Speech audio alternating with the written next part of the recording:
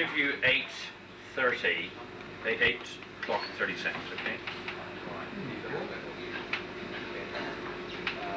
Again, okay, 8:34, 3, 2, 1, 9.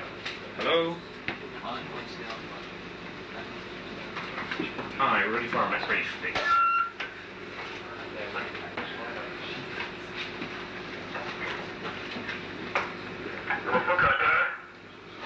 Hello? We're ready.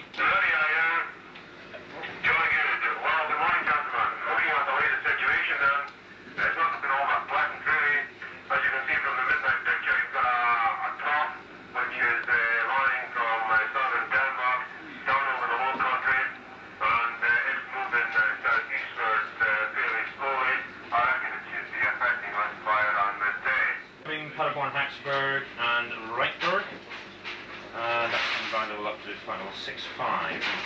CBR is 5. We're flat in the UK. The main thing though is central engine.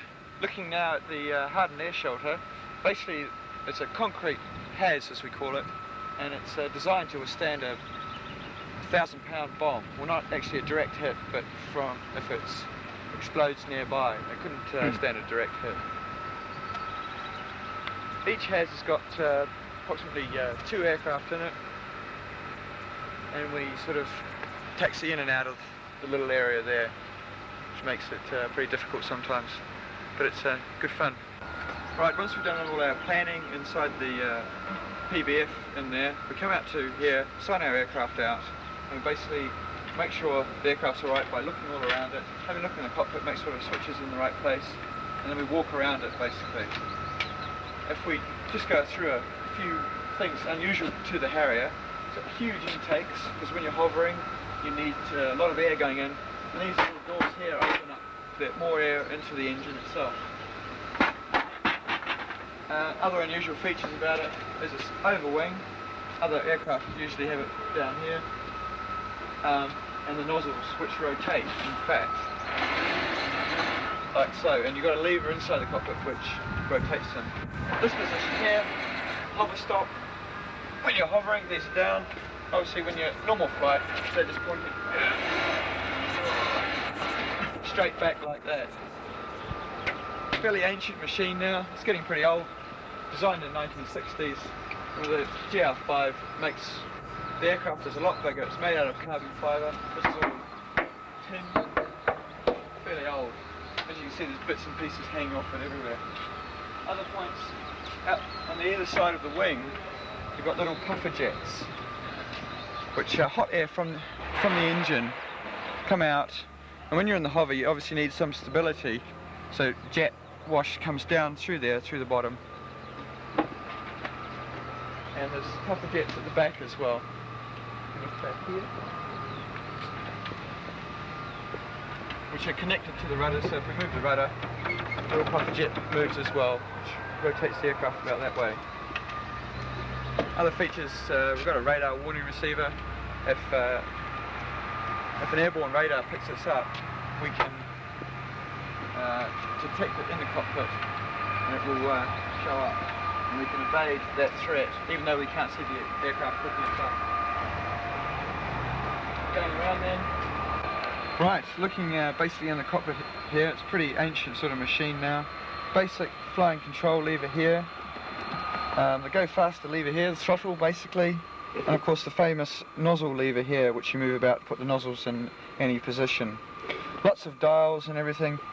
In the front here, when it's going, you have a moving map display. All the engine instruments are basically here. On the side. And all the avionics and stuff is down this side. Various bits and pieces. Ejection seat handle here. You get in a sticky situation, which hopefully I'll never have to use. And basically, that's the cockpit. There's the inside it has, as you can see, they're working on a jet at the moment. It's in time of war, the big doors would come over the front, and you wouldn't see any of this stuff at all. Right, we've got a few Harriers lined up here for takeoff. Unfortunately, it's 4 squadrons, so we call them big noses. Fairly back here and they'll be doing a simultaneous takeoff all at the same time. Straight out the gunners.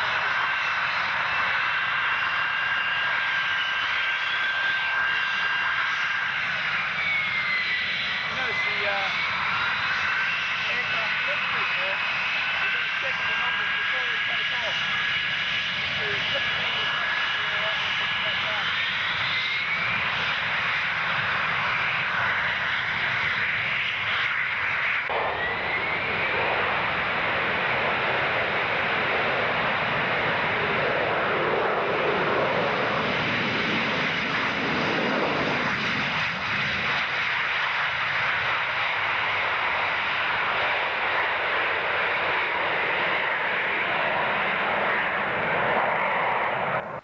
This is where we keep all our flying kit.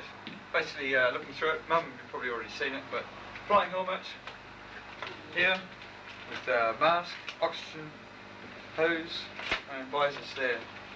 Looking through here, this is what we put on. G-suit. Basically goes on around here. I'm not going to put it on, but it goes like that. You just zip all in, and then connect the hose, and when the G is applied, it blows up and it stops all the blood running to your feet and stops you from fainting. Bullshit. And life support jacket. Basically, you've got a regulator on for regulating oxygen, beacon here, so if you have to eject and somebody wants to find you, the beacon will be going, and various bits and pieces in here. And this whole jacket blows up when you pull this in here. It's a mill. Just rubbed it all out. What are we doing? I'm doing the restore feathers. The plus 15 and fish at 102. We're going to hover with 3,400 pounds. With water carried. Right, minus water. We'll hover with 2,400 pounds fuel. Well, just worked out the V-stall figures. Those are the figures that when we get back to the circuit, we know what weight, fuel weight, we can hover with. Yeah. Have you got the Convert Ready workup book that we need to look at? Right, this is basically what we're going to do. Taking off here from Gutersloh, coming out of here, heading 330 up into a low flying area. Up here. If you look, we've got Monster here, Onstenbroek here, so we're going up north, just around Oldenburg. A racetrack pattern around here, low level, then getting bounced the whole time, so we're going to have two aircraft battle, 2,000 yards apart, like that, and then a bounce coming in trying to break us up or shoot us down in this region here. So we're basically going to go around a couple of times and then come back to Gutersloh. So I can send home tonight. And to New Zealand, Jordan. And Jordan. This is Rob's machine. We all send it home to it.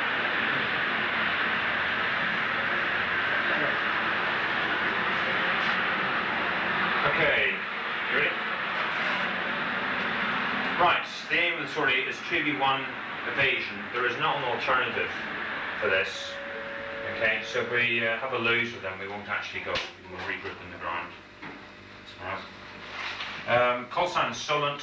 Composition as in the board. Cam is the bounce.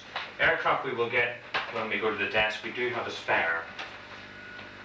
I do believe that in fact, Robin, you've got Tango, which had a fuel problem before.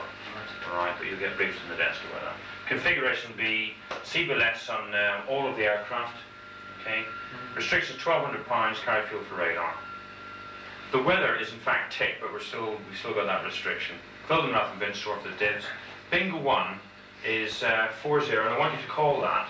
Okay, more of an information call for me, but also something for you to have to think about. You know, just another little thing thrown in there. Okay. Okay. The chicken is £2,600 from the top end of the area to get back here with fuel for a radar. Okay? But be aware that if we're down the bottom end of Area 1 of our little racetrack, right, the chicken is £2,300. Okay? And we will be fighting in that area until we get to chicken, so you'll have to adjust your chicken call to wherever we are at the time. Okay. Times. I'll nominate, in fact, start a check-in time when we get to the desk, alright? Because we're a bit late for that one. RT, I'll check in on stud 14. Come up telebrief beforehand. The master flight will be stud 14. V-stall as on the board. Start up taxi takeoff. Robin, when a check is in, I want you to be hot, and then for you to independently get airborne ahead of us. 1 and 2 will be for an SOP pairs takeoff. Yeah. Once we come at 14, then Robin, you check in with us. Recovery, we will aim to recover as a 3 ship unless you're GG short of fuel, Robin, and have to be back independently. As a 3 ship, it will be standard arrow brake, runway 27 for individual landings.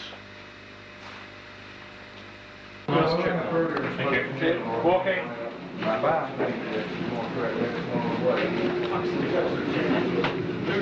Oh! Unexpected.